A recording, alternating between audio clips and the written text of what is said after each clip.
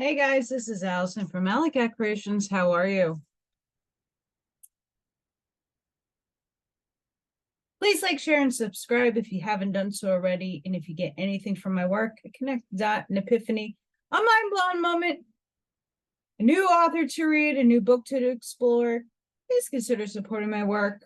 All the links are at the bottom of the description.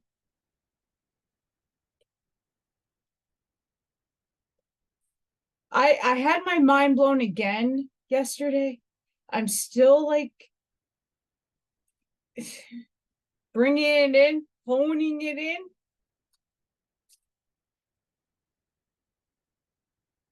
But I'm going to talk about that on my next video.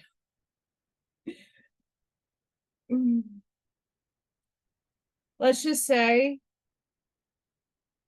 I connected more dots. I had my roundtable with my medium, with my spirit guides, and I know why I have so damn many that, and they're all so very vastly different that I gotta like try to go and do a few meditations and like kind of put them in a circle and like group them by needs, wants, paths, jobs, missions. It's a lot. It's a lot, but really, really good. I'm still sifting through that. I'm thinking I might do lives. I might do a live. I don't know. I'm thinking, I'm pondering, I'm going through this in my head. But well, just keep a lookout for that stuff. Sadly, happily,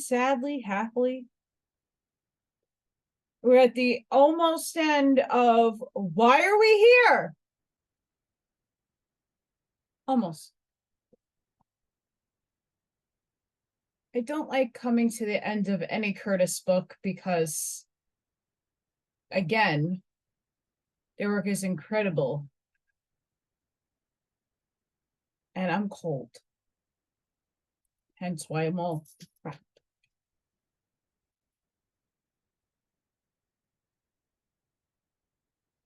The Heaven World. And this first part I kind of read right before I signed on to do a video. I don't agree with this first statement, but I'll go into when I read it why. So again, this book goes into like it reads sections, not necessarily flow. So just be mindful. Co-workers. Jesus said that our true brothers and sisters are those who are of the same household of faith. Therefore, our common interest in the fact of survival and the demonstration of communion with those who have passed on make us co-workers in the spread of that truth, no matter how far apart we may live. Yes.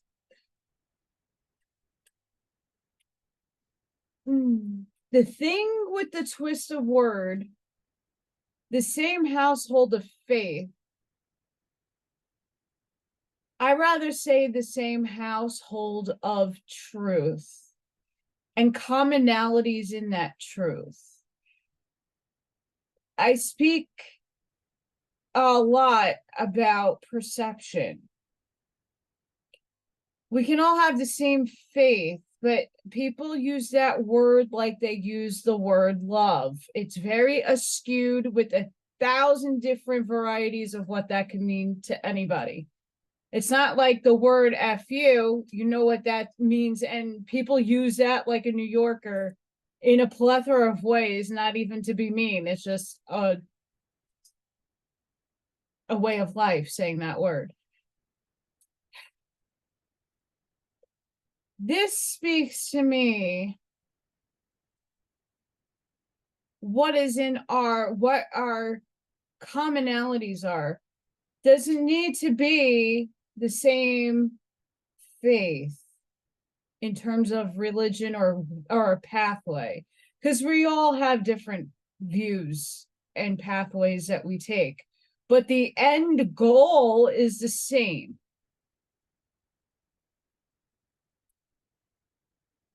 And that's the spread of the truth. And the truth is very vast, and it's not all there yet. It's still like an onion unpeeling. But we're all on agreement with certain truths, and we're all mostly on an agreement that things have to change and we got to move forward. So just wanted to put that there.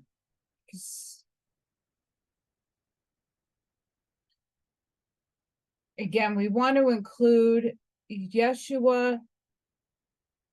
Oh, what I found out about that yesterday. But I'm going to keep that one quiet. I can get things following me. Yeshua never discriminated against anybody. He was preaching to anybody who would listen, any religion, any faith, any following, anybody. Keep that in mind. Mm-hmm. Personal survival. Haven't half of us been in this personal survival mode? I have.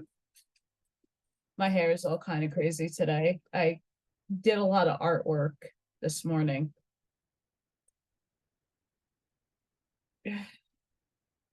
Personal survival is a fact in nature, scientifically proved. It does not depend upon man's belief or his religion. Materialists and atheists will survive whether they believe it or not, and whether they are good, bad, or indifferent. Since the physical proofs of this fact have been recorded in countless volumes, we do not need to take up your time in presenting further proofs. It's true. Base of religion. The reality of the unseen world about us has been recognized in all ages, and the fact that there are unseen powers and conscious beings in the invisible with whom we can communicate is testified to in our own Christian scriptures and in all others. And this survival and communication is the basis of all religions and all forms of worship. Such forms of worship may vary from the lowest fetish and voodoo worship. I don't like that. In which artificially create astral elements or dekas have to be propagated and fed by shedding of blood, up to the highest forms of initiation, realization, and union with the divine. All depend upon the reality of our contact with the invisible worlds. But in the Christian world, after 5th century, such direct conscious contact with the unseen ceased to be systematically practiced and gradually came to be frowned upon and finally banned. So if you look at the prophets, what is a prophet doing? Talking and communing with the unseen forces of consciousness.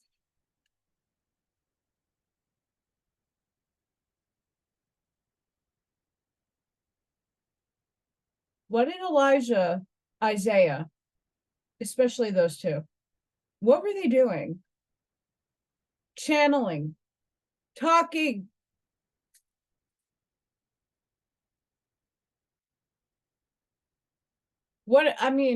I can't. Well, I say I don't like to rephrase, cancel, clear. My abilities is channeling. So I channel my higher self, and then my guides squeak information in and it comes through me. I, again, don't call on grandma, and people keep asking me for readings. I love all of you, but I don't read the Akashic records. I don't do any of that. And I stated that, and I know there's a lot of new subscribers. I love you all. And the reason why I don't do that is because time is fluid and things change, timelines change. When I go to the medium now, I very specifically ask for like snapshots. I don't ask for like the husband. I don't ask for any of that because when I've gotten that in the past, nothing has come to fruition. And it's because I keep individually changing my timeline. So it's not that he's wrong, but what he's reading is an old timeline. The energy he's picking up is from an old timeline. That's why I was told I was going to find a job. And now with like divine timing, it got skirted back a little bit. Like there's a specific thing that I need to focus in and getting a job for. And I have to wait for the opportunity to present itself. But in the meantime, it keeps getting scooched back, which is not good for me personally. So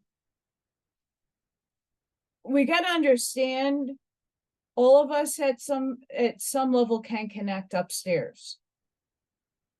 It's the matter and the degree that you do it. And yes, it was banned. And then there's people calling me a demon and witchy and whatever because their text from the Council of Nicaea said, oh, they're evil people.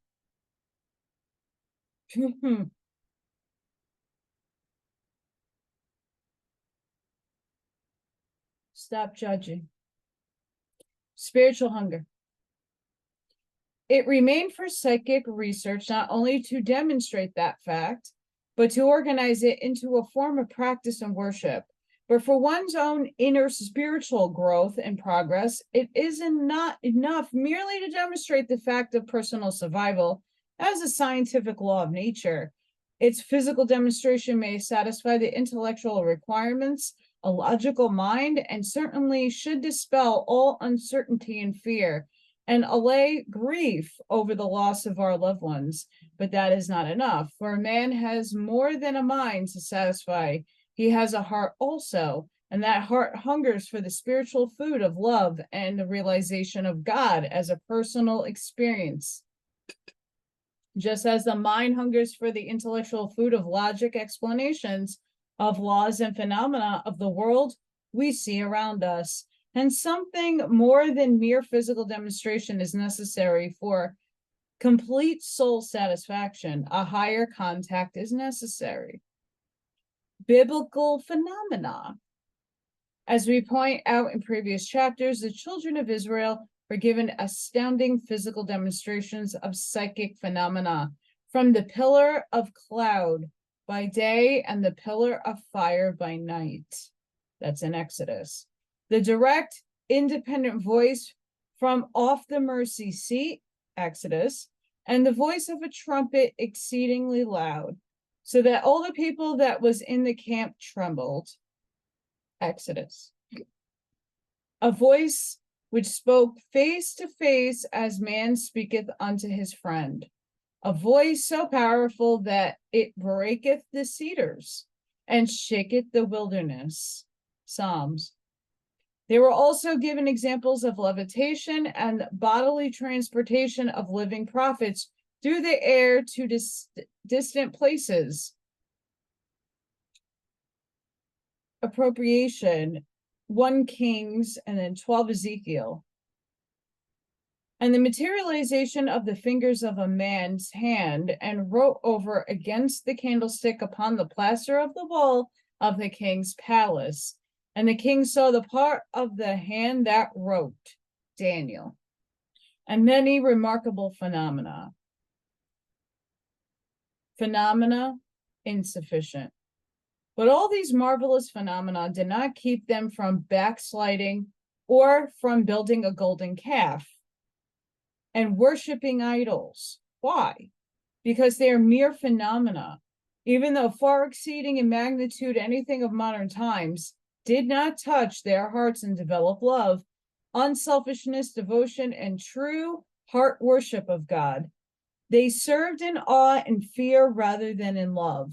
Hence, those stupendous phenomena did not contribute to their true spiritual growth and did not greatly change the thoughts and habits of their daily lives. A higher realization was necessary. To be effect on lives, to be practical, let us apply this same test to ourselves individually. To what extent have psychic phenomena modified our lives after the wonder of the demonstrated continuity of life has worn off? How have they changed our habits? Have they made us more honest in the little things of daily life? Have they made us more patient, more tolerant of the faults and fallings of others? More kind and loving to all we meet? Or do our lives go in a pretty much the same old way? If they do, then we need a higher realization, something that will develop the spirit within us, something that will help us to live a more spiritual or even saintly life. Pause. This is a big part of what I'm gonna tackle. Probably spiritual soul advice is the people who sort of believe, right? You have to prove, like, people want me to prove my power, prove my abilities. I don't need to prove it to anybody. I don't. But for your own self, there are a lot of people, so many people, who have abilities and doubt them. And I love all of you that I talk to. So many people doubt their ability.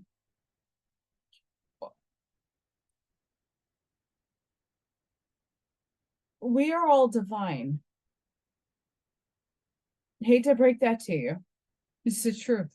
We're all divine.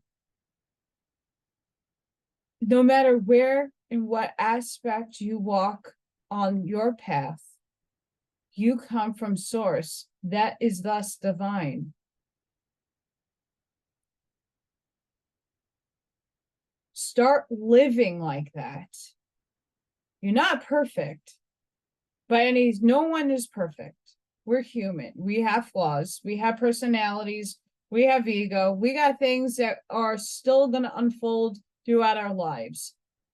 But always keep that concept in the back of your mind when going about your day, when talking, when writing, and doing things that engage other people.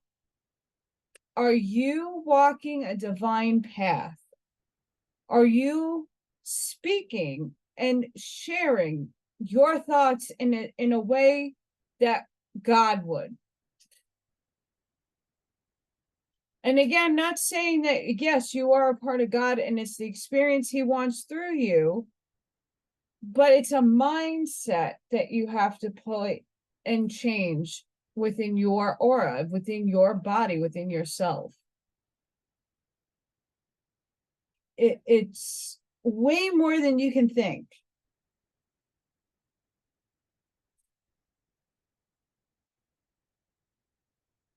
Way more. But just keep that in mind. You, I, others have a divinity. We have to honor that at some point to have an expression of divinity. The aura, the protection, your responses to people. Tough love and tough love sucks.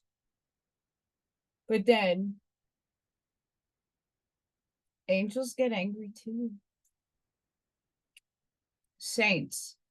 Now, a saint is not necessarily one who has fully obtained mastery, as the history of many medieval saints clearly shows. A saint is one whose love of God and whose desire for truth and righteousness cause him consciously to strive for a greater realization and expression of the love of God. He is one who lets God take charge of and control his daily life and all his affairs. He may still make mistakes at times, but he is ever ready to acknowledge them to repent and strive to correct them. And by such striving to let the love of God shine forth in all his thoughts, words, and deeds, he grows closer to God and to his fellow man, but both in the seen and unseen. This is the result of true spiritual rather than mere psychic unfoldment.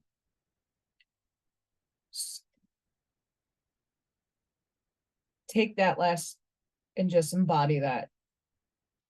Demonstration.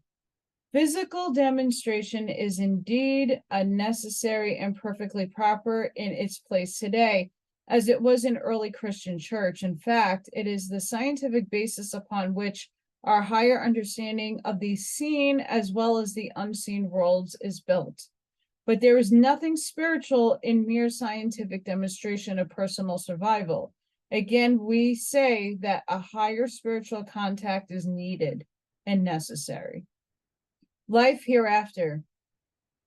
You are all familiar with the fact that both scientific investigation and the countless reports from the unseen show that for a number of years after passing over, life in the lower and astral world is but a continuation or extension of the life here on earth. Those who leave the earth plane have simply taken off their outer garments of flesh like an overcoat and gone one flight up. But by doing so, they do not rise their consciousness sufficiently or develop sufficient divine love to become bright and shining angels. Neither do they suddenly become all wise. They are just the same mortals that they were here until they have progressed after arriving over there.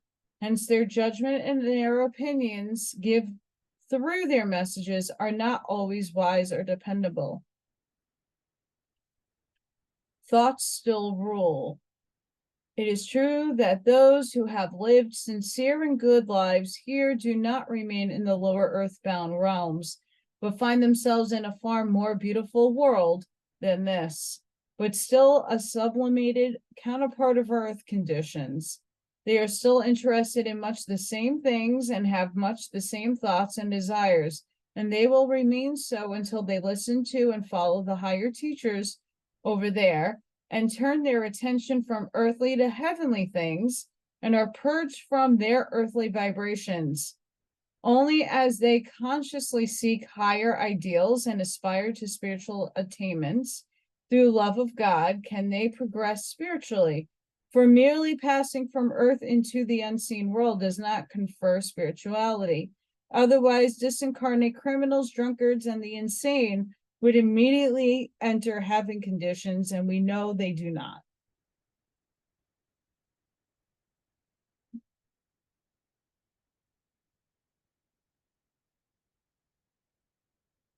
So there's some truth to this. I want to say that your Rancho book goes through this, where you kind of go, like you move your level up, you kind of get, you're just dead. Everybody is different and every vibration is different. And again, Pisces Sophia, you rise until you can't go no more because the light's too bright and you get off that level. And that's the level that you're at until you get further guidance. Like we have ascended masters, guardian angels, archangels, rishis, Daihan Kohans. We have a whole plethora. And not just that, I just found that there's a new race of extraterrestrials. There's neutral ones. They don't even have, they take form, maybe. They're neutral. They don't belong to anything. No construct of councils and races. They no. Interesting. I'm gonna look into this further. But they're the ones who guided me through Asgard.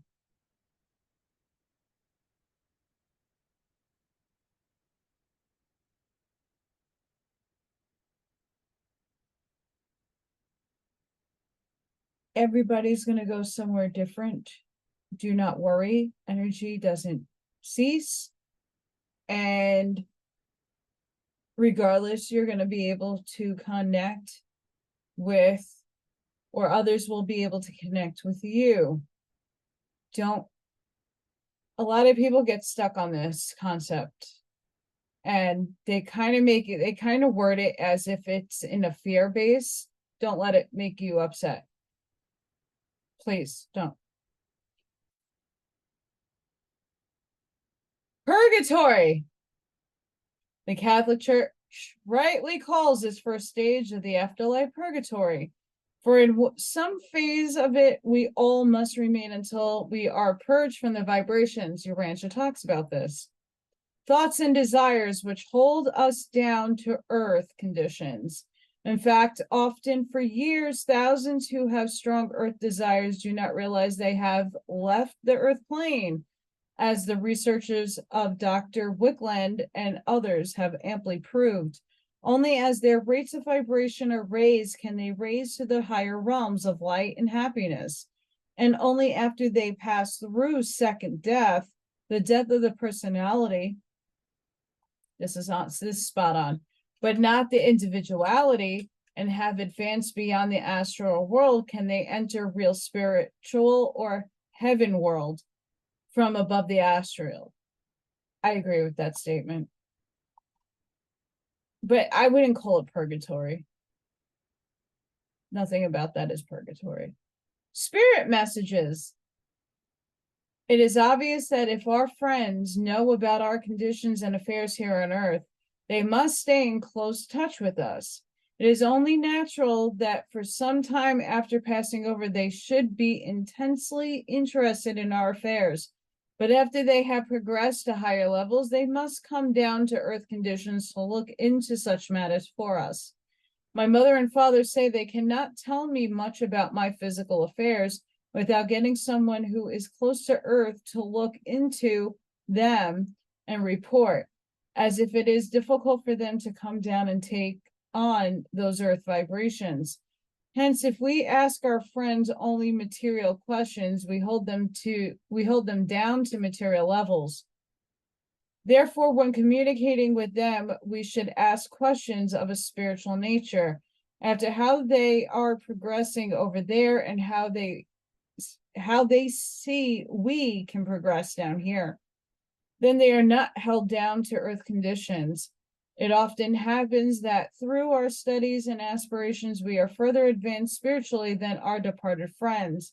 And since those who are interested in us follow our thoughts and interests, we are a great help to them in their progression.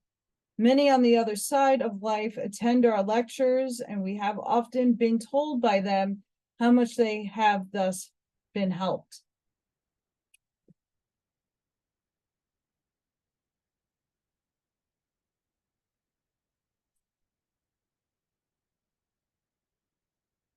See, I do and I don't resonate with this.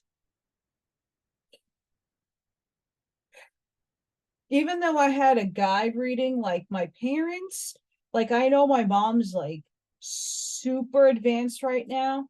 She was like, hi, want to talk to my daughter? Want to talk to my daughter?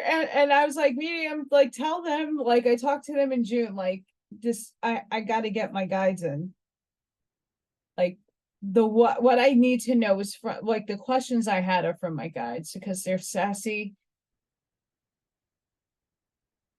individuals. Let's just put it that way.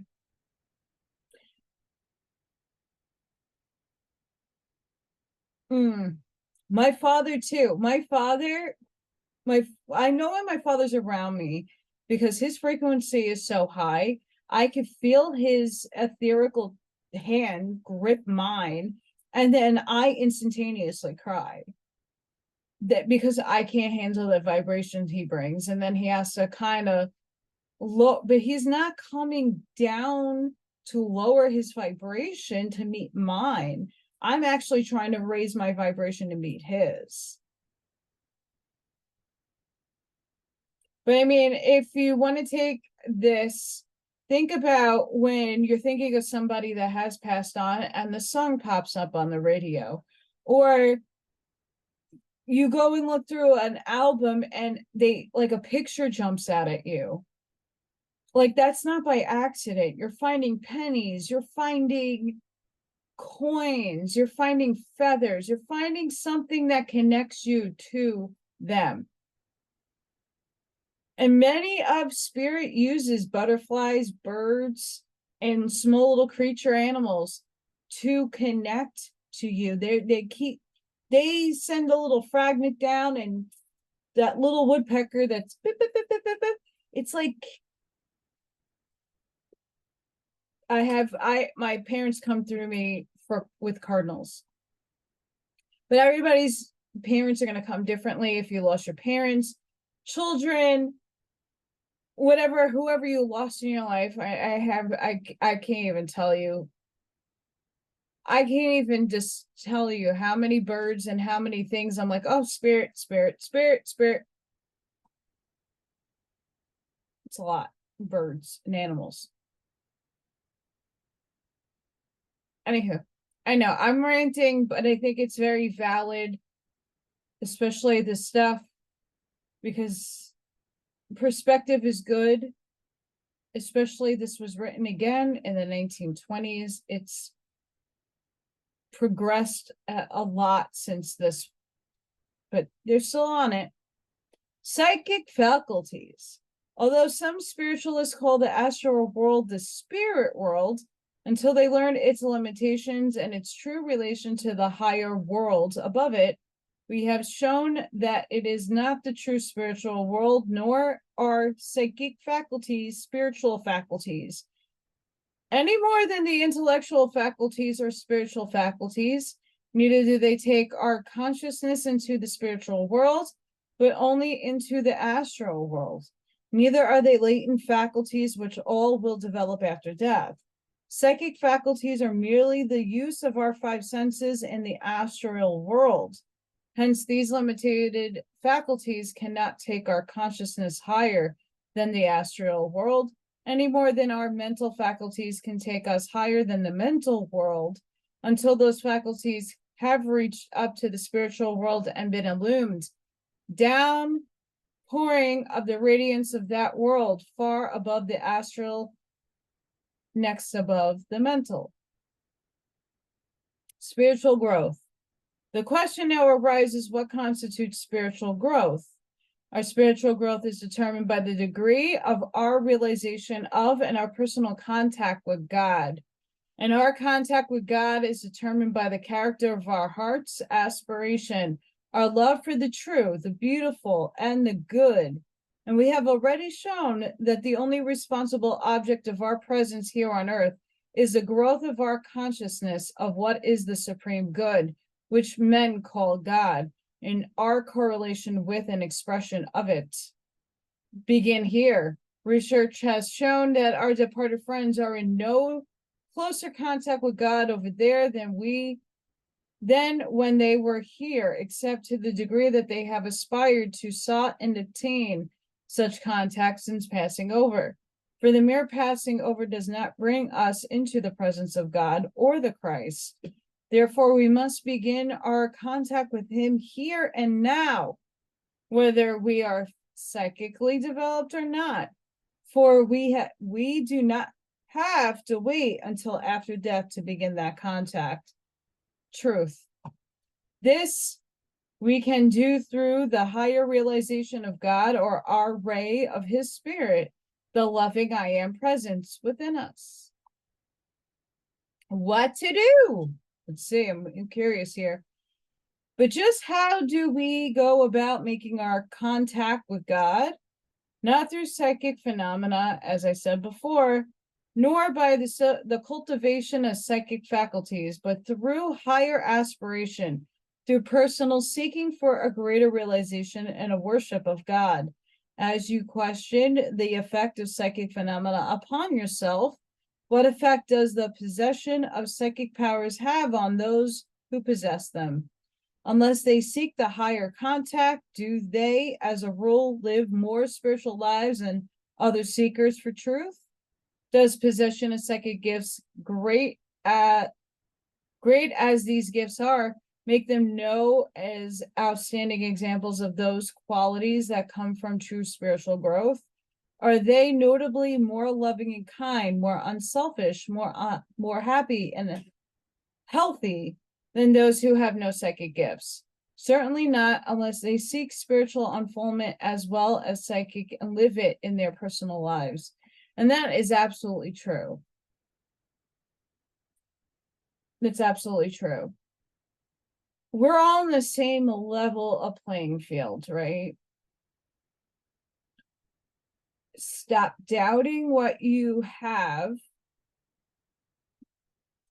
Go within and connect to the God within, which will connect you to the God up there, which is still in.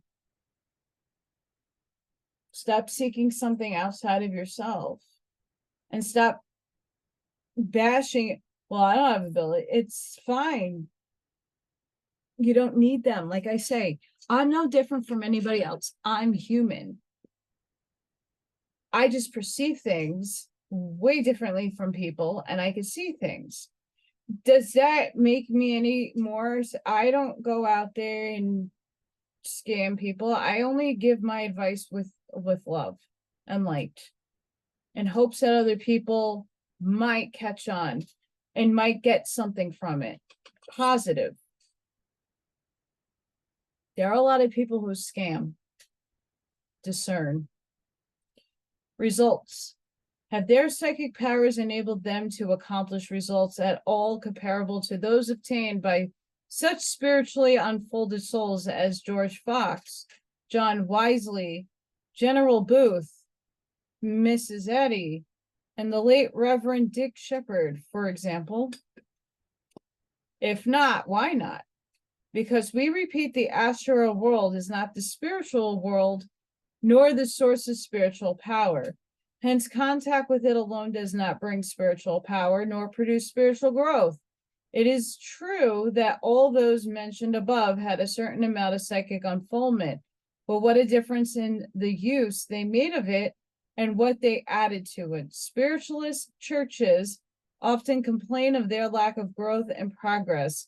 The reason is easily seen. Many do not contact the heaven world, the source of power and supply, but only the astral world. And that is true.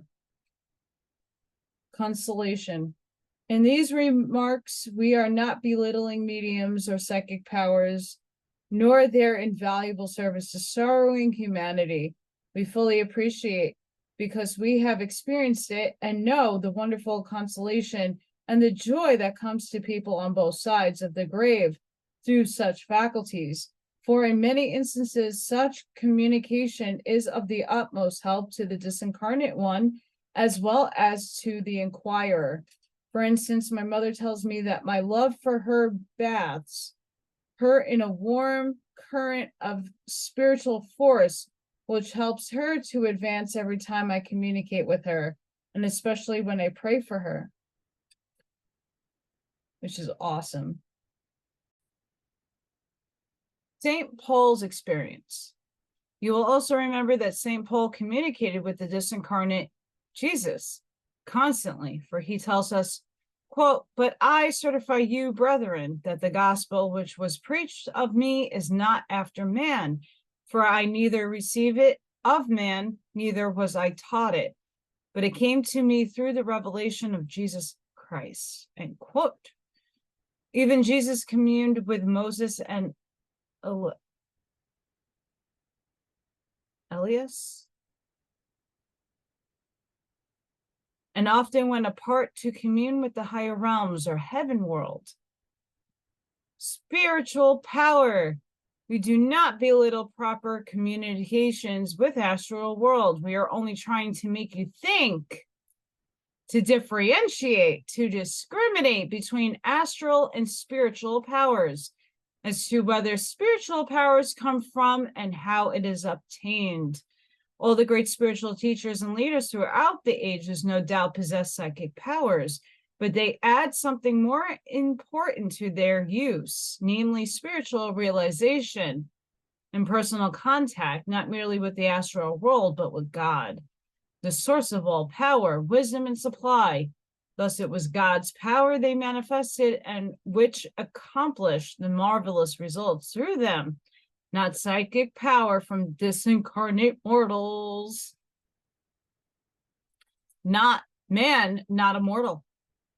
To be practical, just what steps must we take to gain such realization?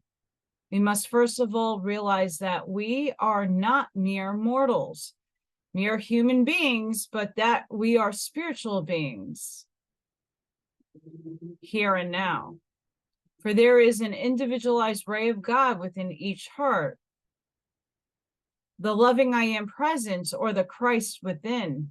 All do not have psychic gifts in this life, but all can develop contact with God through seeking to correlate with him and the Christ within through aspiration and prayer, and progress toward the conscious contact and obedience to his guidance constitutes true spiritual progress. Truth. Meditation.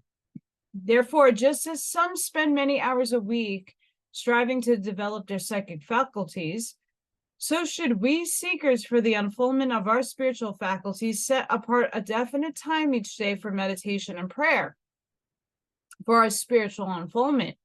Thus, while we fully appreciate the helpfulness, both to our departed friends and to ourselves, of communion with them, as we said before, yet it is far more important for us to commune with incarnate spirits than with disincarnate spirits, namely with the spirit incarnated within ourselves.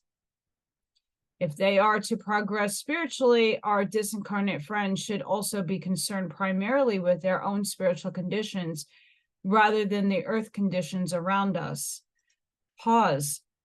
This is what I mean when I tell everybody I don't have the ability to contact other people's dead relatives, because that's not what type of medium I am. I go straight up to my higher self and to guides that have never been incarnate as a human before. So I've been like that since I was a little kid. I can communicate with my family energetically, but I don't have conversations with them. I have to have somebody that has the ability to talk with them to get clear communication. I channel straight up. And some mediums can go straight up. And there's a huge difference there. Spiritual laws. Now, just as there are psychic laws which we should understand and comply with to contact the astral world, so there are spiritual laws which must be understood and complied with to contact the spiritual world. If we understand these laws, we will not have to depend upon the fallible and often mistaken guidance of our departed friends, for that takes away our initiative and self-reliance and makes us learners on them. As we said before, sincere and honest mediums can bring priceless comfort to the bereaved by transmitting messages as nearly right as possible from their loved ones, but we do not have to depend upon them for spiritual instruction and personal guidance. We must learn to seek for and depend upon the guidance of the God within, the loving I am presence. That guidance, once consciously established, is infallible.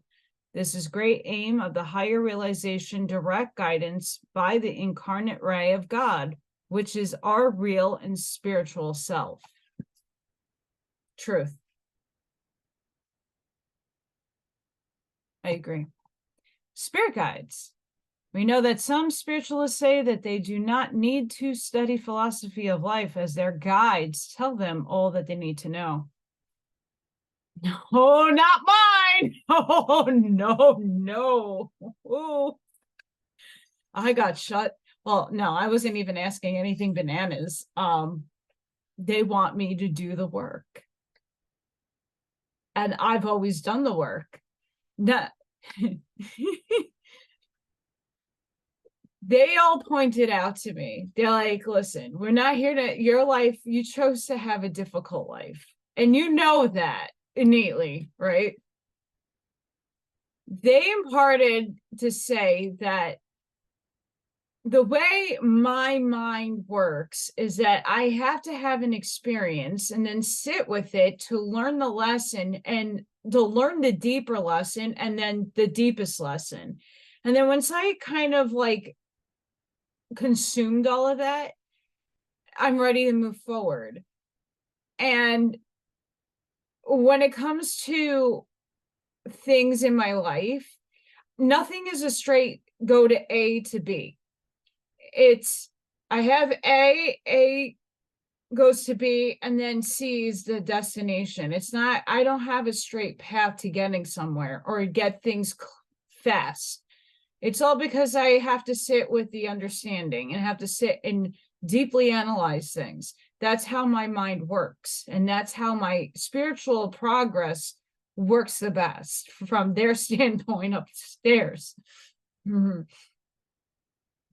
Does that make my life any easier? Hell no. Hell no. But they're not saying, okay, tomorrow, Allison, you got to go and here, this is how you're going to get your job. And here, this is what kind of job. And here's the people that you need to look for. They're not giving me that. That's infringing on free will. And they're not allowed to do that. They can just steer me in the understanding of what I need to focus on to get myself and my vibrations high enough where I'm still, and I can connect even further up to source.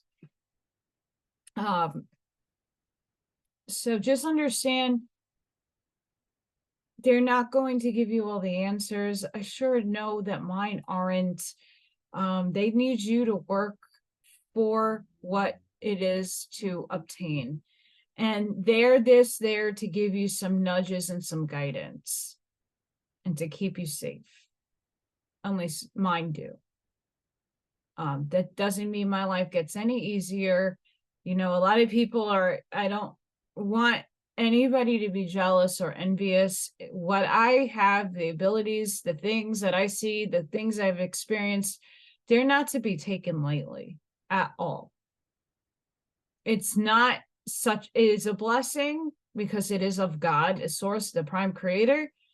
But at the same time, it is something that is heavily under attack from the other side. It is a constant war. So it's not a burden, but it's nothing easy to hold and to embody. It's a large responsibility. The mind needs explanations of the laws and the causes back of all manifested things if it is to have a clear understanding of that which the spirit is and that which the spirit reveals. Contacting Jesus. No one can be a truly advanced spiritual seeker as contrasted with a mere spiritist or seeker for phenomena. Many believe in personal survival, who are not spiritualists and who do not live spiritual lives, who does not recognize and strive to correlate with the greatest spirit that has yet manifested to mankind, the great master Jesus, and allow his cosmic power to fill him, his cosmic consciousness to illume him, and his divine love to unfold him. We know that many spirit guides say that they have never met or even seen him, but that is only because they have been content with their activities in the lower realms, have not sent out the aspiration for progress, that love from their hearts, which would reach his consciousness, make him aware of their need, and bring his response. His name. Not only is his force present according to his promise, whenever 2 or 3 are gathered together in my name, but anyone can tune in to his consciousness and receive his help at any time if he will use the proper technique of the higher aspiration.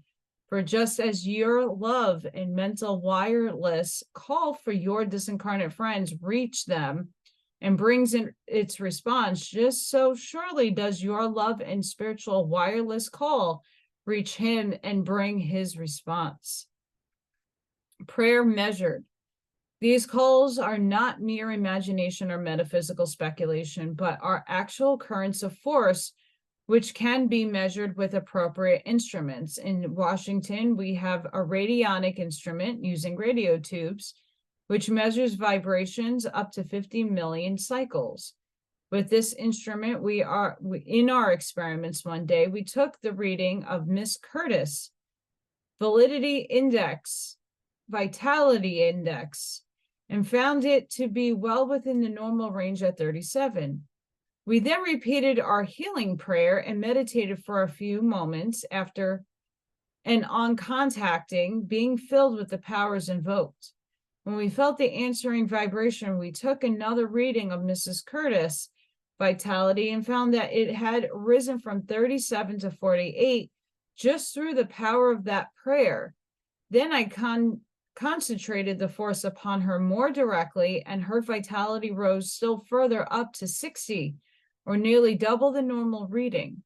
So you see that his force is so real that it can be physically demonstrated and scientifically measured. Response. Not only do our prayers for our loved ones reach and help them, but all sincere prayers to God reach a mind that understands and a heart that is compassionate, loving, and always responsive. This can be demonstrated to any sincere seeker or even to an entire audience if they are enough present who would like to see a physical demonstration of the power of God and feel it thrill through their physical bodies. It will take only a minute or two if all present cooperate and assist. Try it just as an experiment, whether you believe in it or not. Prayer technique. First of all, uncross your feet and unclose your hands. For crossing the feet and hands short circuits you to the forces around you. The right hand is the broadcasting and blessing hand, and the hand with which you accomplish an outer world. For since in this case you do not wish to broadcast the force received, but wish to charge yourself with it, place your right hand over the center of your chest, heart, the center of your spiritual forces. The left hand is the receiving hand, or the wireless antenna through which you absorb the spiritual forces, which your prayers invoke.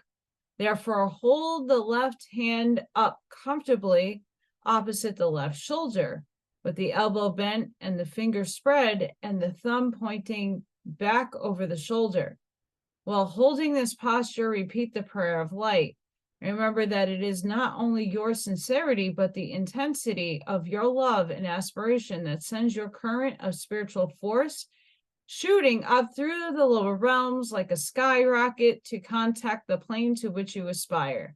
And only this line of light and love, you receive the return current from that realm. Prayers for light. First, repeat the prayer for light. O Christ, light thou within my heart the flame of divine love and wisdom, that I may dwell forever in the radiance of thy countenance and rest in the light of thy smile. Visualize. While still holding this posture, close your eyes just to shut out the outer objective world while you visualize and concentrate your attention upon the downpouring of the Christ light. Then pray, O Christ, pour out upon us the radiance of thy cosmic power. Fill our bodies, our minds, and our auras full to overflowing with the blazing light of thy glory. Let it radiate out in all directions with great dynamic power, overcoming all inertia and spiritual sluggishness, neutralizing all inharmonies and driving out all negative conditions like streams of discorded smoke until our whole bodies are filled with the divine light. Let us feel the warmth of its glow, radiance warm our whole being. Pause and meditate on this thought until you feel a response. Broadcasting peace. Now that you have charged yourself positively with the power of the Christ, consciously broadcast it for the help and salvation of the world.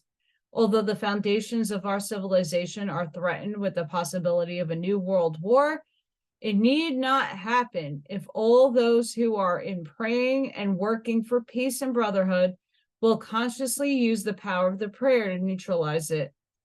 Visualize the spiritual power you have invoked going out as a mighty river of radiant golden light, which shall engulf the leaders of the nations.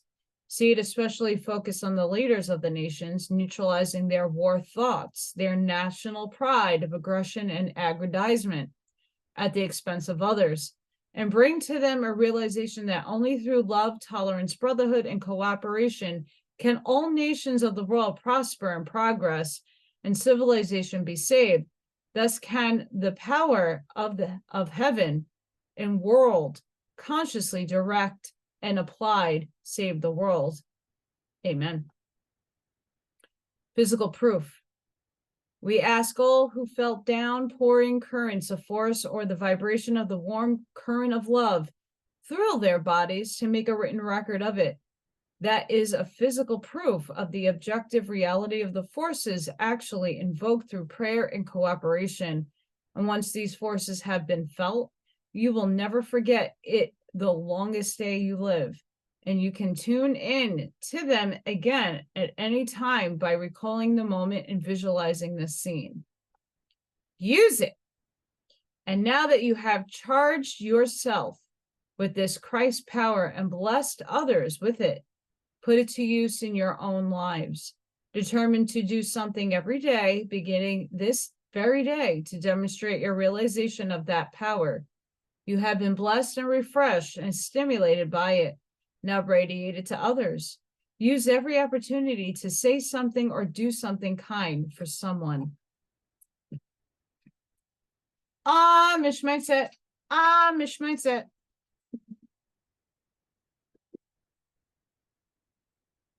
I say this all the time.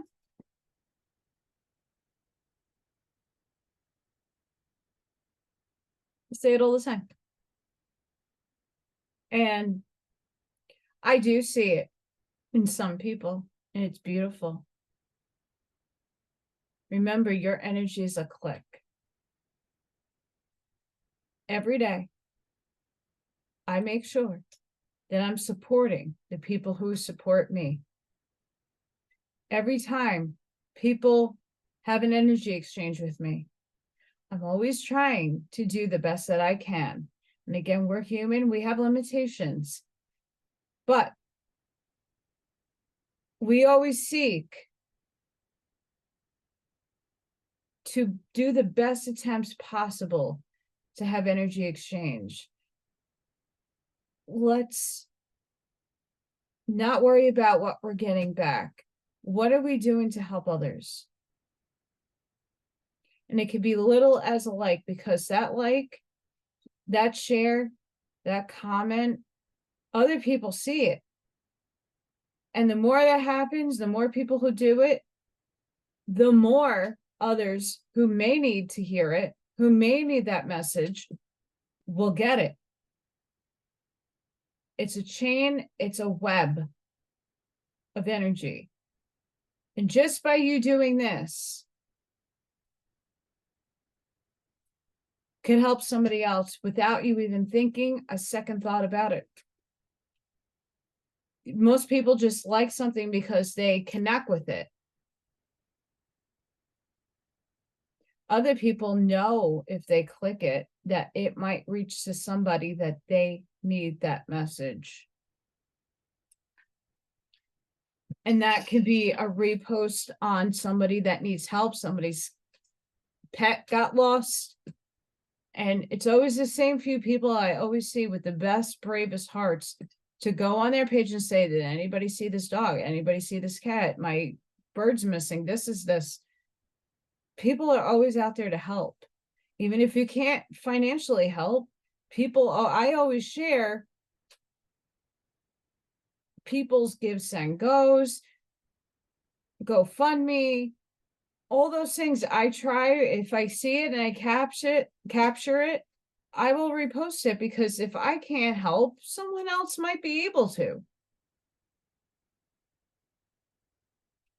It's just do the best that you can every day to consciously try to at least help someone else. And it could just be a like. It doesn't need to be anything bananas. And if you don't like humans too much, go help an animal. I fed my raccoons, my little guy. He's so cute. And him and Morgan had the hugest like hissing fit. Like Morgan was hissing. He was just like, he's the cutest thing ever. And he's eating little Thor's food. So I'm like, I got food for you, buddy. And I brought him down a bowl and he snacked on that. And he's the cutest thing ever. I don't know what I want to call him yet. There's 3, but there's one specific one that I really like. He's cute. Anywho, bless others.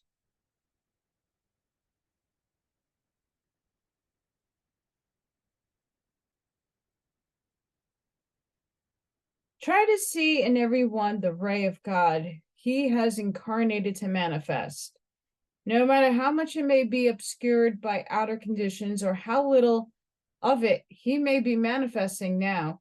If someone has misjudged, criticized, or wronged you, don't let his mistake arouse inharmony and resentment in you. Instead, keep your peace and poise within. Forgive him and send him your blessing that he may have a greater realization of truth.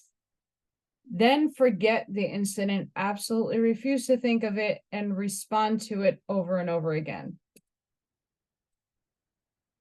A lot of people have this problem. This took me a while to get over and to transcend.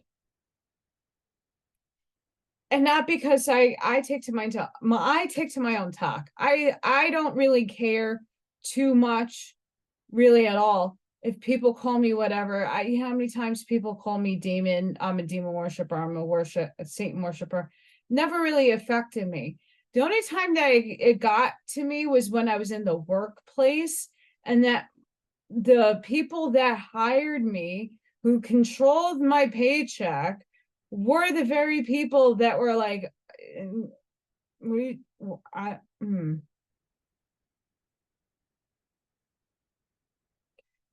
that's something that, again, I had to have a talk with one of my principals, heart to heart, and she apologized because she overheard people say some not so great things about me.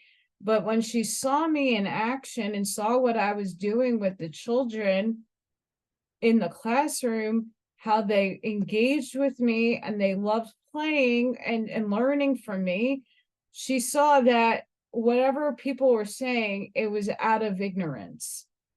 And she apologized because at that point I wasn't hired. I was just subbing.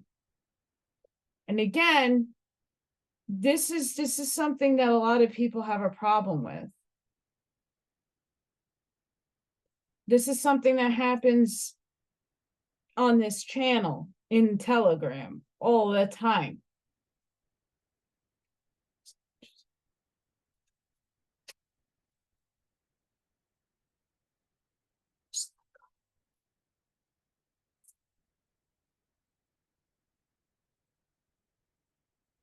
Stop criticizing. No matter how inharmonious the outer personality of your family or associates may be, stop criticizing, finding fault. If your mind is keen enough to see their faults, it is also keen enough to see and comment on their virtues if you will look for them. You can always silently say, the Christ in me loves the Christ in you. Then feel the warm current of the Christ love flowing out to enveloping them. Repeat this every time you think of them and note how divine love will dissolve all inharmonies, wipe out all antagonism, and revolutionize both your life and theirs. Thus will you demonstrate your touch with the heaven world and make it a practical and dynamic factor in your life.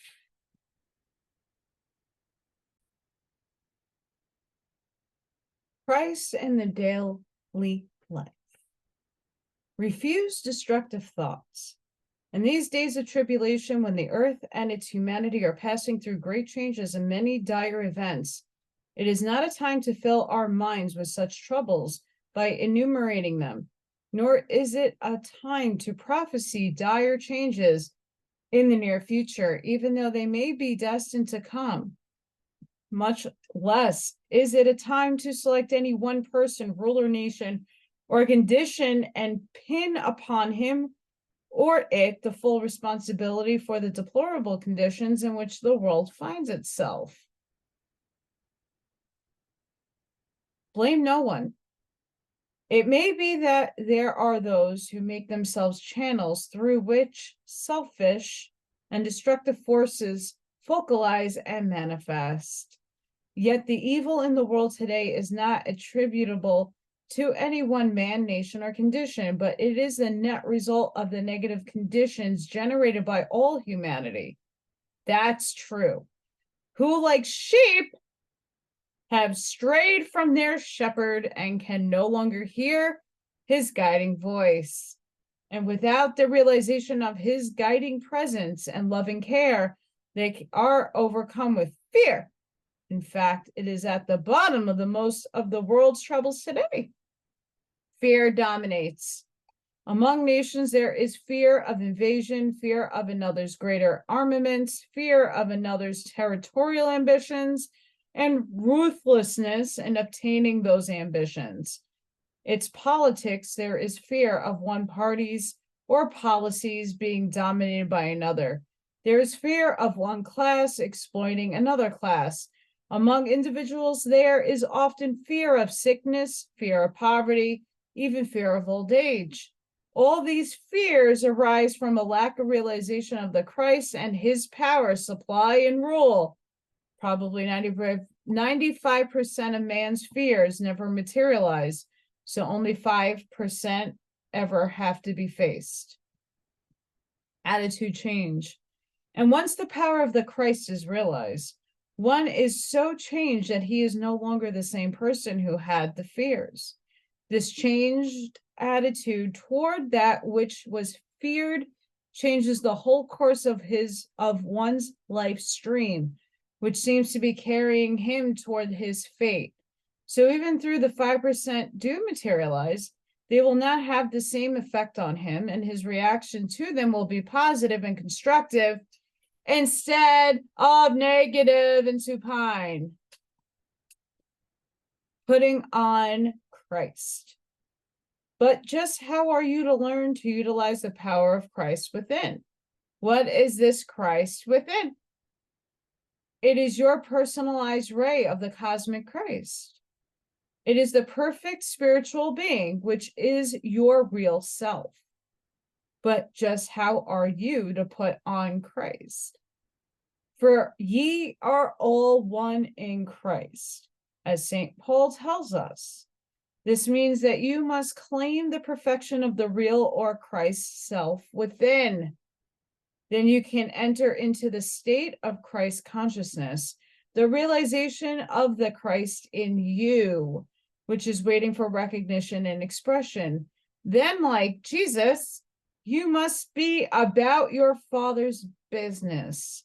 How? By doing the work of the Christ in your everyday life and affairs.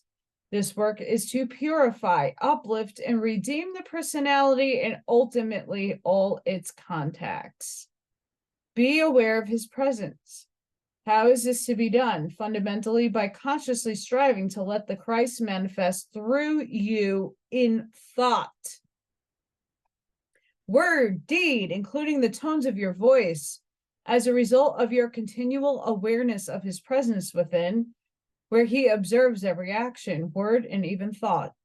Allow no one to tell you that you are too imperfect, too faulty, perhaps too sinful, too impure, too weak, or too insignificant to permit him to express through you. For if you waited until you felt worthy, you might never call for his help. Help needed now. It is now in your time of trial and temptation. that you need his power to enable you to conquer whatever the great law brings to you to be faced. For the Christ within is not something that is abstract or latent. He is a dynamic, expanding radiation presence, actively seeking expression through you. And since this presence is an individualized ray of God himself, he has the whole power of God and the cosmos back of him, just as every tiniest ray of sunshine has the whole power of the sun behind it. All that is necessary to give you all the power needed to revolutionize your life is to give him active expression, faith in yourself. Therefore, never think of yourself as lacking in power, for you have the whole power of the cosmic Christ to draw from. But to utilize that power, your first step is to recognize that you already have it within you, just waiting to be called forth into expression. Never admit that persons or things outside yourself have power over you. To do so is to deny the supremacy of the cosmic power of the Christ within. But to use the power, you must believe in it thoroughly and convincingly. Once you really realize the omnipotence of that power, you can say, of all other conditions, none of these things move me. Recognizing his power. Through his power, you can accomplish all that he guides you to do, no matter how impossible it seems at first. Therefore, first recognize the power, then meditate on it, then watch for every opportunity to express it. Make yourself positive and dynamic with his power, and you can literally demonstrate the words of our morning prayer. I have within me the power of the Christ. I can conquer all that comes to me today. I am strong enough to bear every trial and to accept every joy and to say, thy will be done. And what joy of triumph and overcoming you experience when you have conquered one fault or failing. Body purification. Something of the radiance of the Christ light and power will seep through every sincere aspirant, but to let it flow through your various bodies with uninterrupted freedom, you must first purify them. You must purify them not only on their daily waste, but also of their accumulated acids and toxins by special cleansing methods. Then you must keep them from future accumulations by the use of the right foods, and especially used in the right combinations.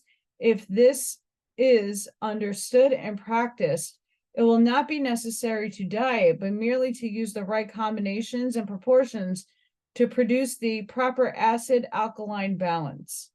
Responsive bodies.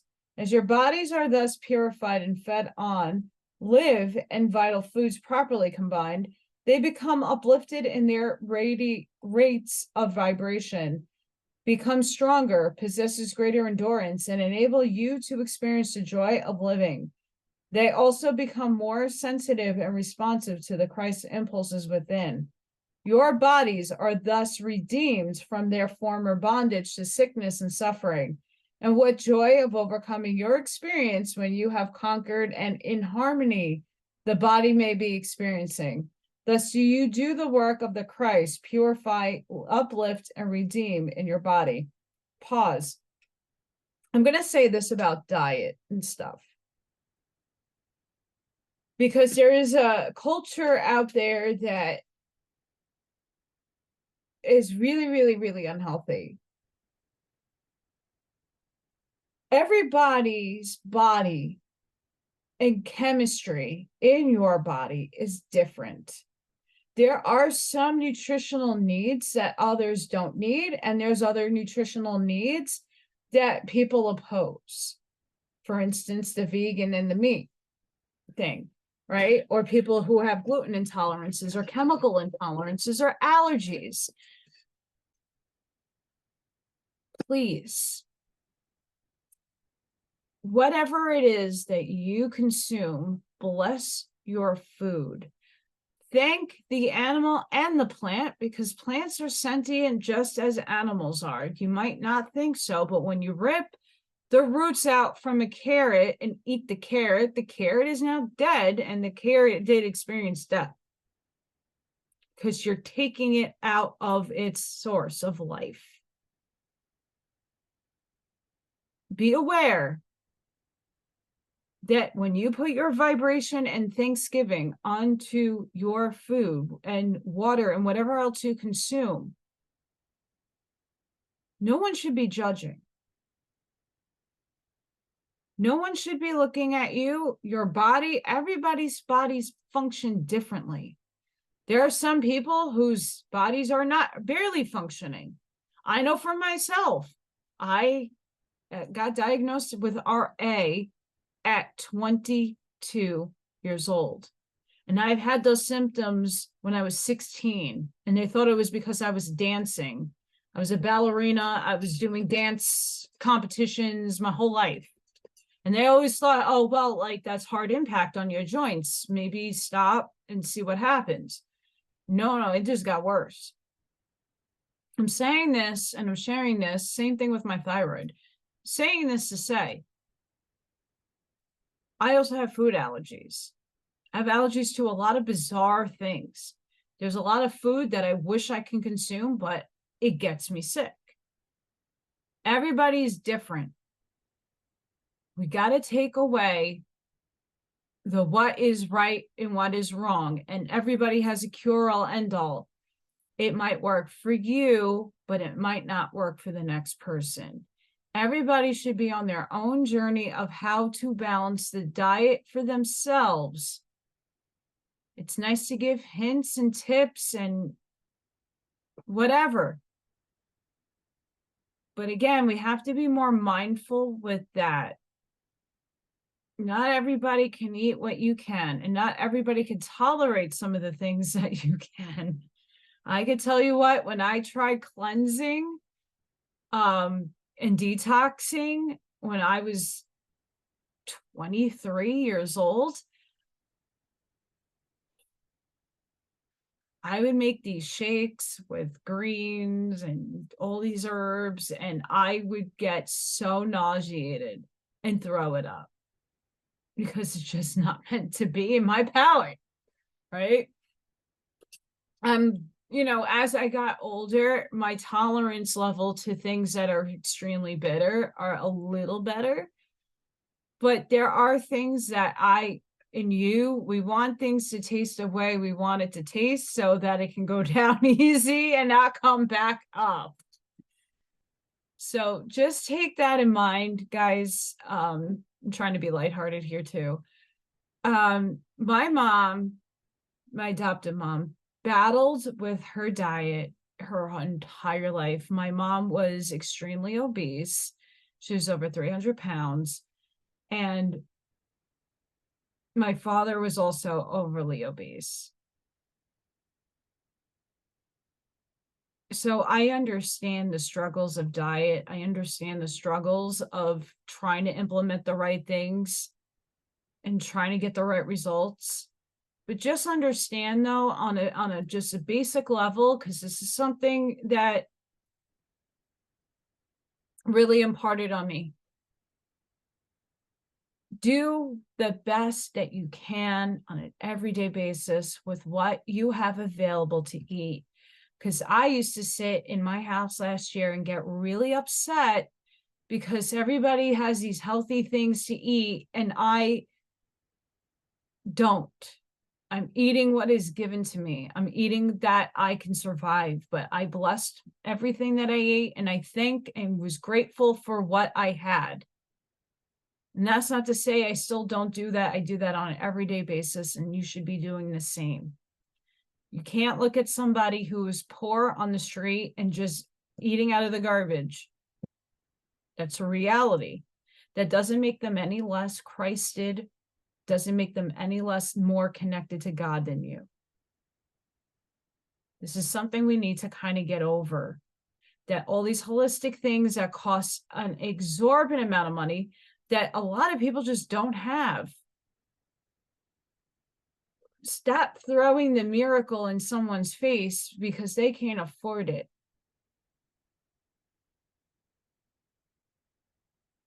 Some people cannot afford the luxuries of life. They're just surviving. I'm still there myself. I'm still surviving. I can't afford all these great advancements. I have to make my own. I have my garden. I just picked sage and mint today. It was amazing. Not everything thrived this year. I had some cucumbers, which were great. My potatoes are almost done. They don't look that great. My berries didn't come through this year, but my lemon tree, it's growing. So things are happening. Things take time. It takes a lot of experience to get a garden perfect, right?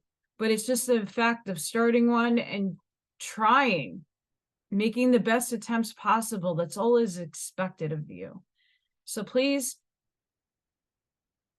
do what you can for your body. And if you know that you need something extra, try to implement it. That's all. You know, there's too much body focus on people instead of soul focus. Like, people are more worried about what I wear and how I do my makeup and how I present myself than them looking at the light being that I am within. Some people who are spiritual and can see that don't even look at this outside exterior. They're like, holy shit. That's what we need. And I confirmed this yesterday, I'm one of the biggest tests from source for material realms. Because people are too quick to judge and criticize and make assumptions. It's hard to make assumptions when you don't know somebody and you're just like, oh, I assume that person's a bitch. Or I assume that person is evil because look what they look like. Oh my God.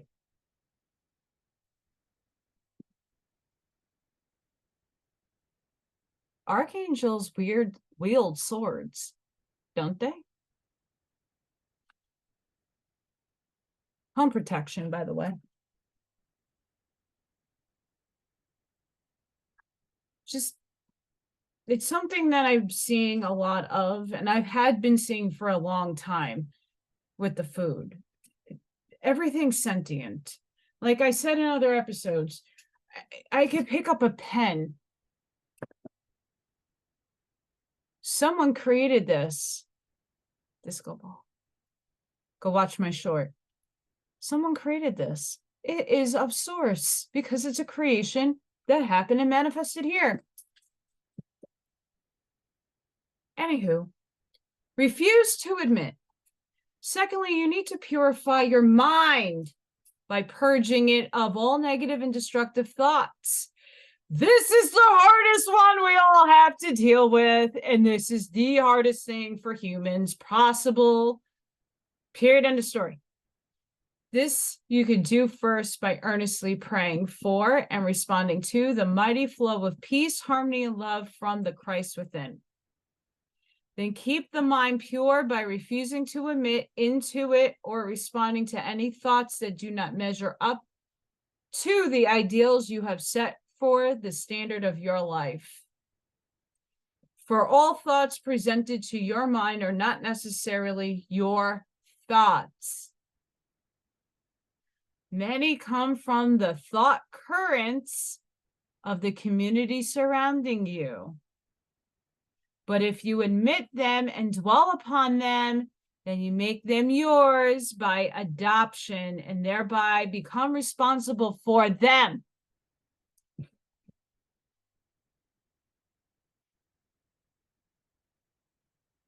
If this section doesn't, I might have to reread this on the spiritual soul advice because it's exactly what I wanted to tackle there.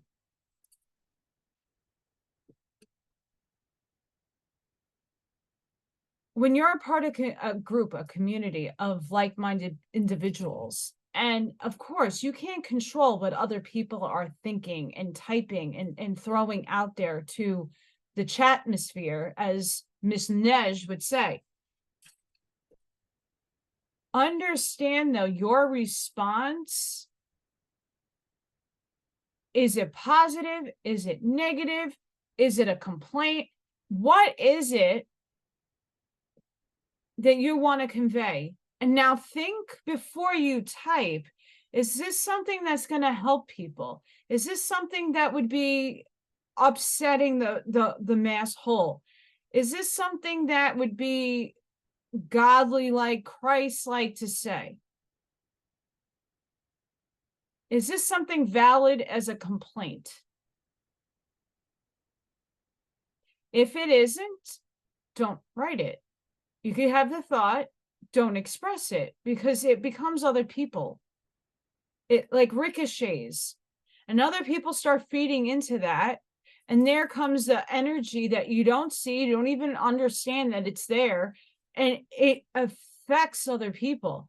That's why I write the crazy rants that I do. If you're a part of the Telegram group, you see the things I write is for a reason. It's not to say you can't have your free speech.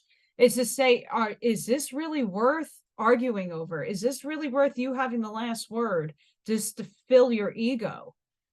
And again, it's not to upset or get anybody, oh, you know, I'm probably somebody back a couple of years ago that did the same thing. I needed my justification to be validated.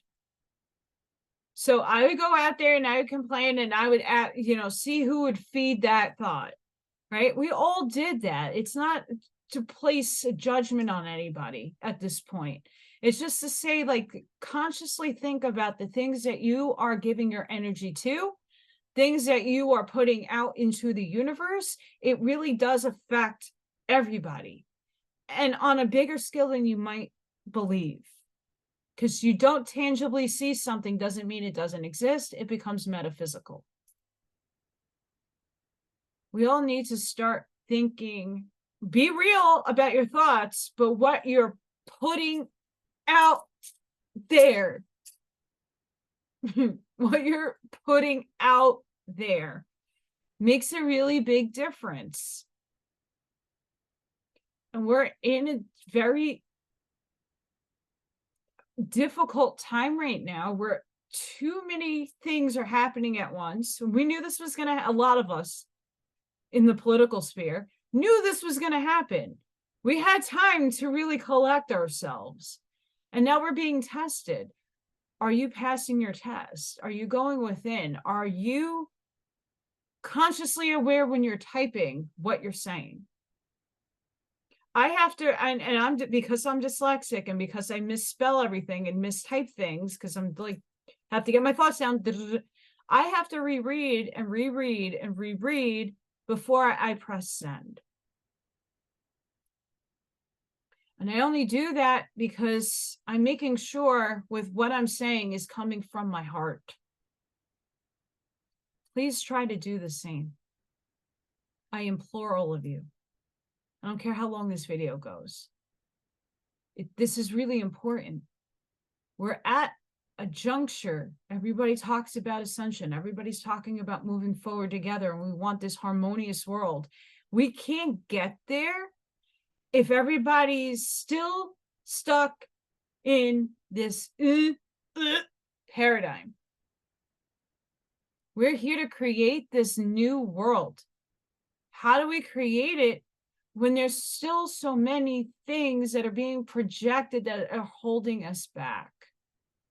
And it's a work in progress. It's not going to happen tomorrow, and it's not happening in 2 years. It's going to take time.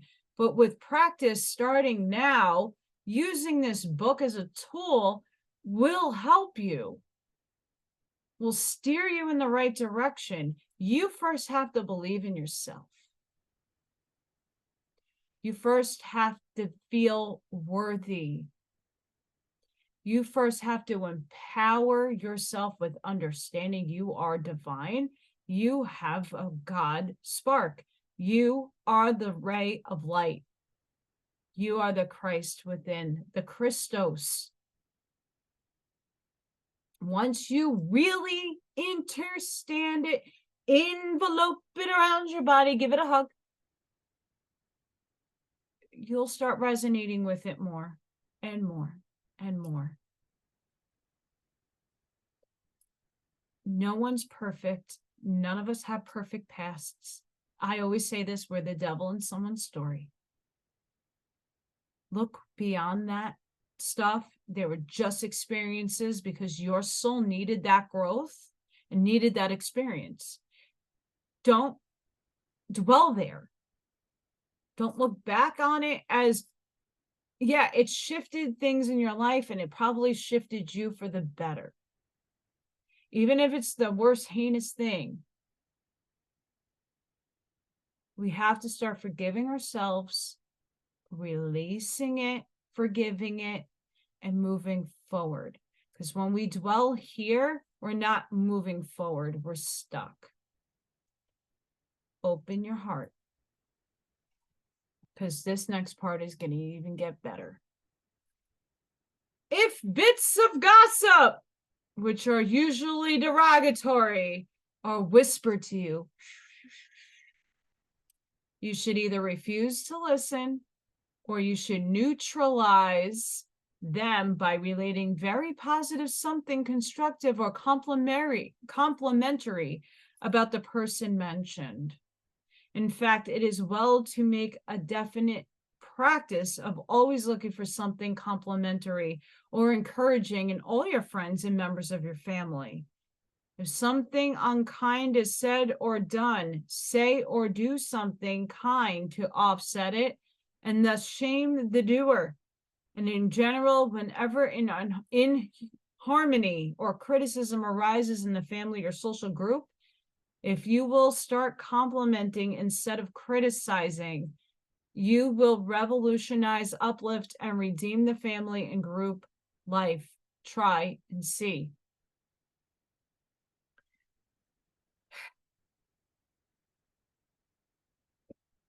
This one's big. This one's big.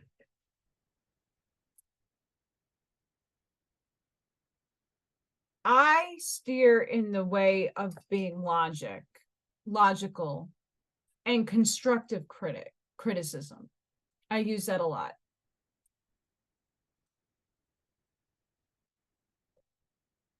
Sorry, guys. I don't know if anybody notices, but I have stretch gauge ears. And I love these earrings, but I have to change them. They're making me itch.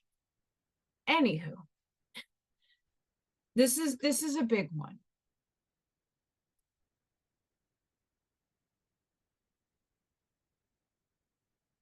There are people in this world who have done really heinous things. And it's really, really, really difficult to try to find something good about them to make a compliment on. It is really difficult. But that's a test that we all need to pass. And I find this extremely hard. Knowing what I know and knowing what many of you know about certain historical figures, people that are alive and possibly dead now, who knows?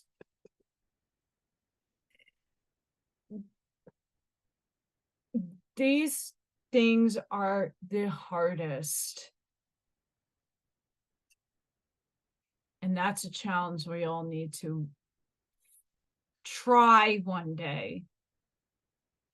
And the one with the gold in the high many places, who is alive today, that is holding an office incognito, that person doesn't necessarily say ratchet shit, but he puts some pretty terms in there that kind of can get away with this. As Jason Q says, that person takes the neutral path for many, many reasons, and that is something that we all need to embrace and be like. If you know who I'm talking about, great. Don't worry if you don't. Temptation. If thoughts appear which tempt you from your duty or your ideals, call upon Christ within, so to flood you with realization of his presence and power, that you will lose all sight of the temptation. Hence, it will no longer occupy your attention or be a compelling factor in your life. What you express. Since you ultimately express that which you hold in mind, if you long for a vision of heaven, you must fix your thoughts on heavenly things frequently and give them expression. This you can do by holding firmly within and expressing positively your inner peace, harmony, and happiness. And as you radiate these forces dynamically and persistently, others will feel your vibrations and respond to them. An illustration. For instance, as we enter a store recently, a sales lady was just concluding with a customer who had evidently caused a great deal of trouble, for the counter was piled with goods she had been shown. She finally flounced away with a disdain air and some unkind remark about the goods and the services. And the sales lady turned to us with an impatient and irritated air, almost scowling. Had we responded to her vibrations, we would have called impatiently for service or attention. But as we did not wish to take on her negative vibrations, we maintained our positive inner harmony and smiled at her instead. Then we remarked, it takes a lot of patience to please someone, doesn't it? Then she took on our positive, constructive vibrations, smiled, and replied, you're telling me. Thus, we dispelled her irritation and cheered her probably for the rest of the day, merely by refusing to respond to her negative vibrations and positively radiating those we choose to manifest.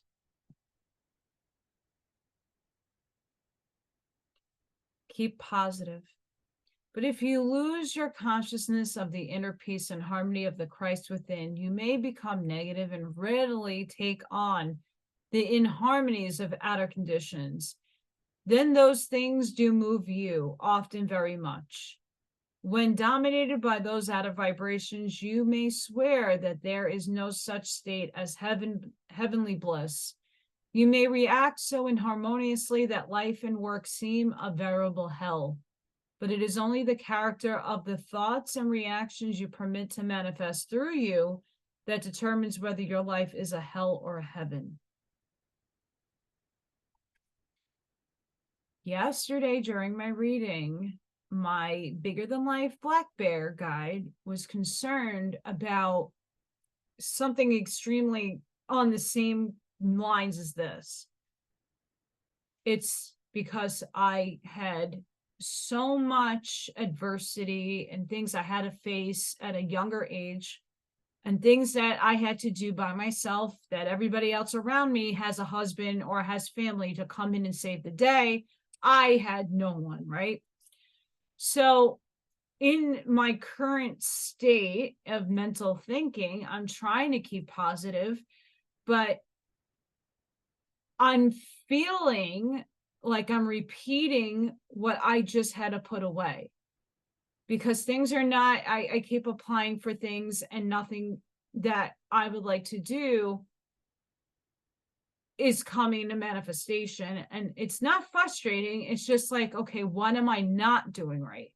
And my bear is coming in to remind me, divine timing, knock, knock, Allison, divine timing, it will happen. If something is meant to be in your path, it will be.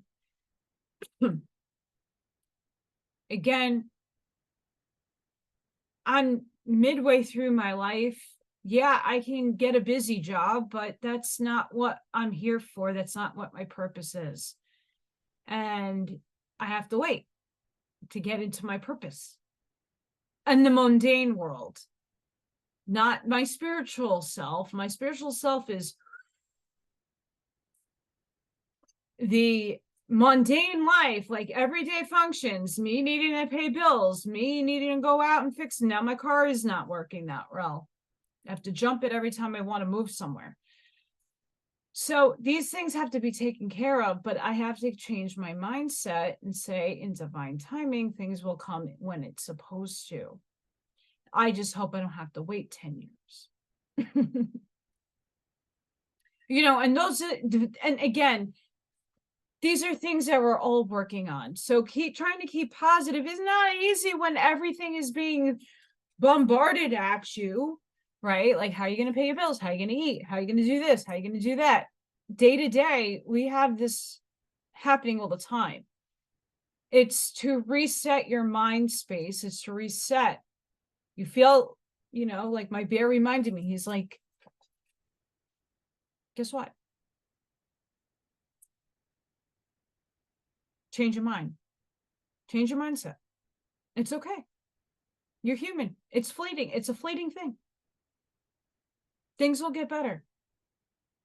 Stop dwelling in what was and start moving into what is.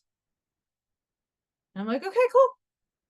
So instead of trying to run my brain and rack my brain and worry about when I have the instantaneous notion to go look, something will pop up for me, or ideas about what I might be interested in that I will be able to get into because I don't have certifications and I'm experiencing a lot of things, but not on paper.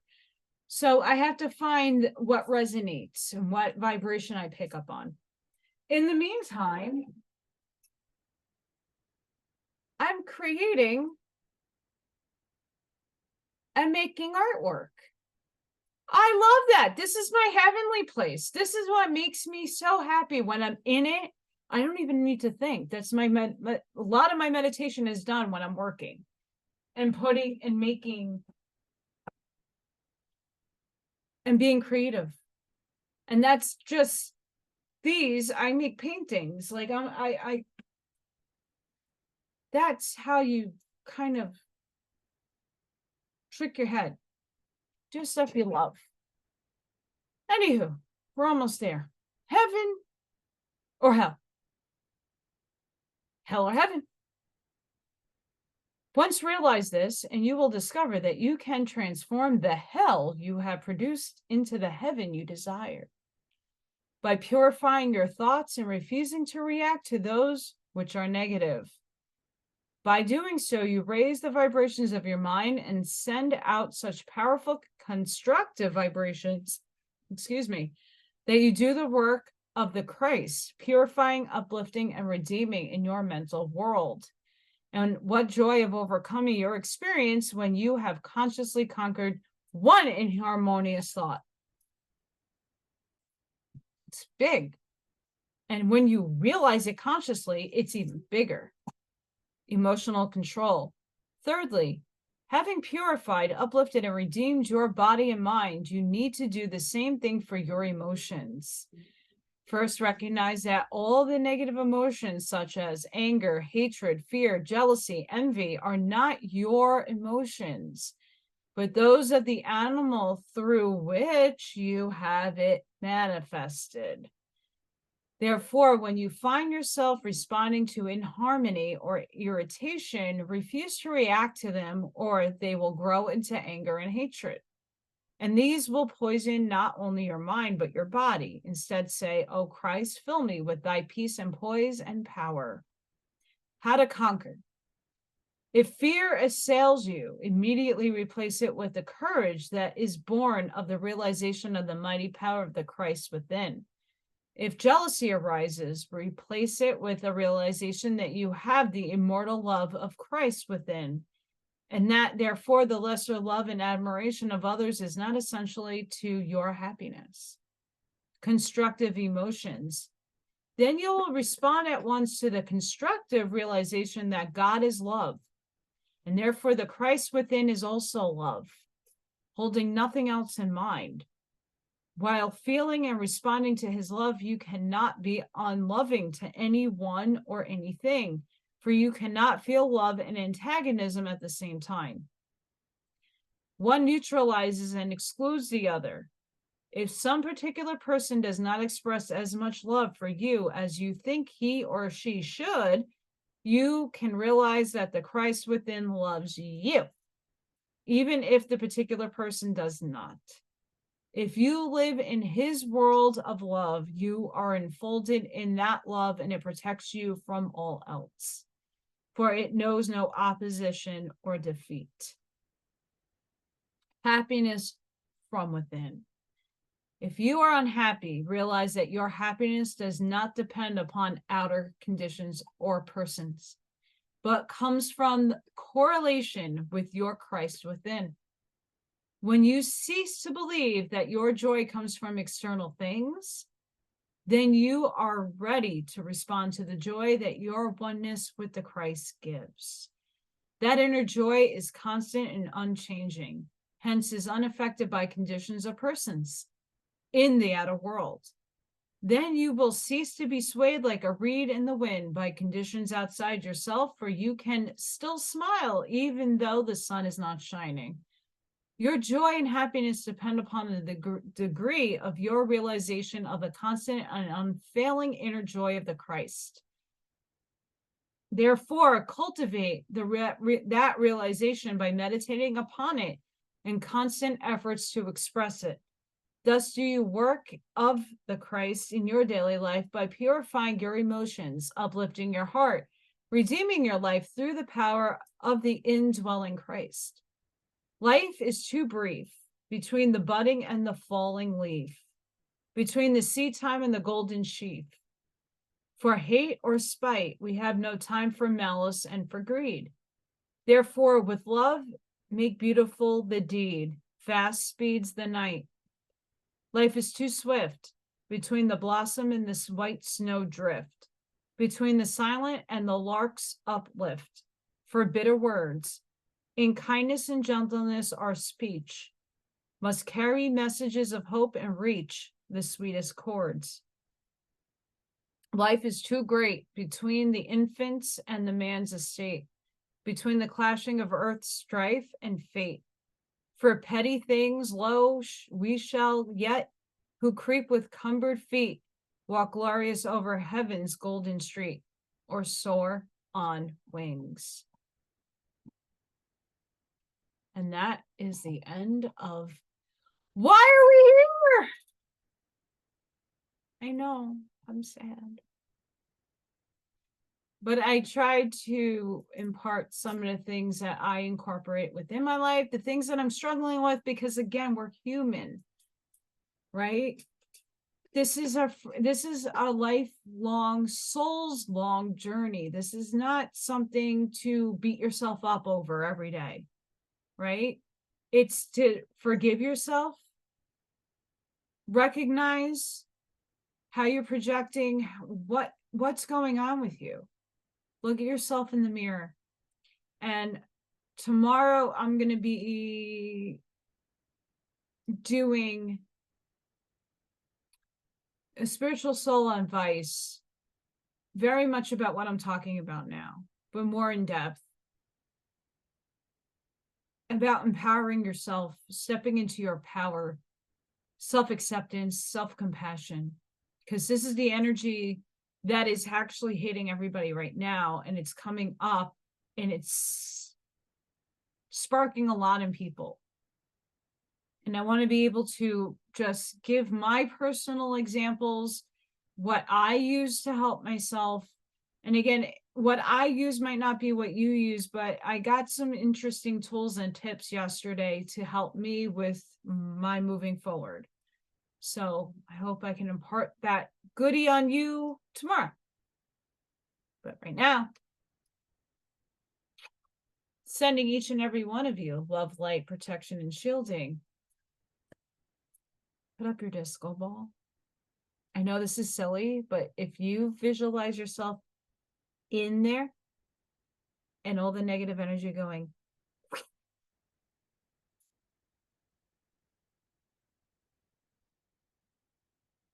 you'll be better off for it.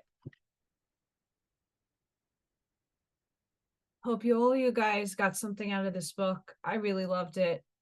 It's one of their more interesting ones. Has a lot of good things in here, so I recommend you buying it. if not getting the link and getting this PDF so you can read it for yourself. There is a lot of good things in here that are very helpful. So please support them. Don't forget to like, share, and subscribe. Amish Mindset. I'm going to start saying it again. I'm sorry. Making more stuff so that I can have enough to sell. It's on its way, guys. I'm still looking into what I want to resonate with. It's coming. But until the next time, guys, please be safe, be seen. I hope everybody up north is okay after the hurricane hit. Prayers for everybody there and anybody who's affected. Sending you my love and light. And I'll see you in the next one.